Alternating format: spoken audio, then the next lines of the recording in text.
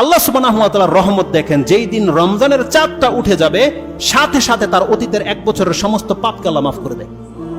এই পাওয়ার ছিল রমজানের মধ্যে।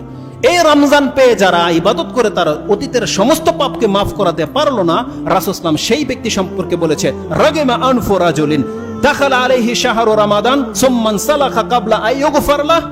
ওই ব্যক্তি ধ্বংস হোক, লাঞ্ছিত হোক, অপমানিত হোক, যেই ব্যক্তি রমজানের মতো একটা মাস পেয়ে গেল কিন্তু তার পাপকে মাফ করাতে পারলো না। রাসূল বলেছেন, রাগিমা আনফু রাজুলিন। আপনি আর্মিকে দেখেছেন নাকি যে খড় লাগায়? দেখেন না রাস্তার মধ্যে কিছু ড্রাইভারকে আর্মি ধরে যে নাকে বলছে নাক হেঁচড়া দে। এটা কেন করা হয়? অধিক লাঞ্ছিত করার জন্য করা হয়। রাসূল বলছেন, এরকমের লাঞ্ছিত হোক একটা ব্যক্তি, যেই ব্যক্তি রমজান মাস পেল কিন্তু তার গুনাহ খাতা মাফ করাতে পারেনি। সে ফিল করেনি আমি কি পেয়েছি, কি হারিয়েছি। এই হাদিসটা আপনি সহিহ সনদে পেয়ে যাবেন, ইবনে খুজাইমাতে রয়েছে এবং অন্যান্য বহু কিতাবে রয়েছে।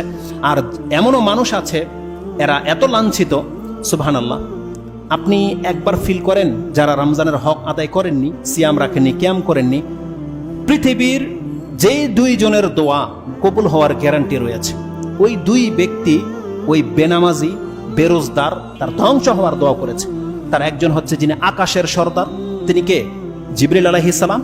আর তিনি হচ্ছেন পৃথিবীর সর্দার, যাকে বানানো হয়েছে সাইয়্যিদুল আম্বিয়া ও শুহাদা, তিনি হচ্ছেন মুহাম্মদুর রাসূলুল্লাহ সাল্লাল্লাহু আলাইহি ওয়াসাল্লাম। এই 2 ব্যক্তির দোয়া রয়েছে ওই ব্যক্তি সম্পর্কে। রাসূল সাল্লাল্লাহু আলাইহি ওয়াসাল্লাম ওই হাদিস আপনারা জানেন যে মিম্বরে চাপতে ছিল, তখন জিবরিল আলাইহিস সালাম বলছেন, আপনি বলেন আমিন। রাসূলুল্লাহ বলছেন আমিন।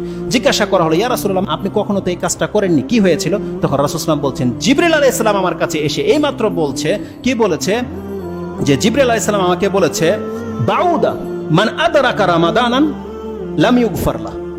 যেই ব্যক্তি রমজান মাস দেওয়া হয়েছে যাকে, কিন্তু তাকে ক্ষমা করা হয়নি, এই ব্যক্তি বাউদা ও বা'দাল্লাহু, আরেকটা বর্ণনা রয়েছে যে তাকে আল্লাহ তার রহমত থেকে দূরে করুক। কাকে? যেই ব্যক্তি রমজান মাস তো পেল কিন্তু সে ফিল করে না সে কি পেয়েছে, কি হারিয়েছে। সে একবারও ফিল করে না। তার জীবন যেভাবে কেটেছে রজব আর শাবানে, তেমনি কেটেছে তার রমজান, তেমনি কাটবে তার শাওয়াল, তেমনি জিলকদ, মুহররম, সব একই রকম তার কাছে সময়ের কোনো কদর নেই, তার জীবনে কোনো চেঞ্জিং আসে না। সে হচ্ছে ওই পশুর মতো। আল্লাহ বলেছেন যে পশু খায় আর ঘুমায়, আর কোনো কাজ নাই পশু। উলাইকা কাল আনআম বাল হুম আদাল উলাইকা হুমুল গাফিলুন। আল্লাহ বলছেন এরা পশুর চাইতে নিকৃষ্ট, বরং তারা হচ্ছে গাফেল। তার অন্তরকে আল্লাহ সুবহানাহু ওয়া তাআলা মেরে দিয়েছে। যে ব্যক্তি শুধু পশুর মতো জীবনযাপন করে। রমজান মাস অতিবাহিত হতে যাচ্ছে, আর মাত্র একটা দিন বাকি আছে। এই কথাগুলো এই জন্য আমি আপনাকে স্মরণ করিয়ে দিচ্ছি যে আজকে কথাগুলো বলার মানে কি। এই কথাগুলোর মানে হচ্ছে এই, যারা ঈদ পালন করবেন আপনি সন্তুষ্টির সাথে ঈদ পালন করবেন যে আমি আলহামদুলিল্লাহ রমজানের হক আদায় করতে পেরেছি, আমার মর্যাদা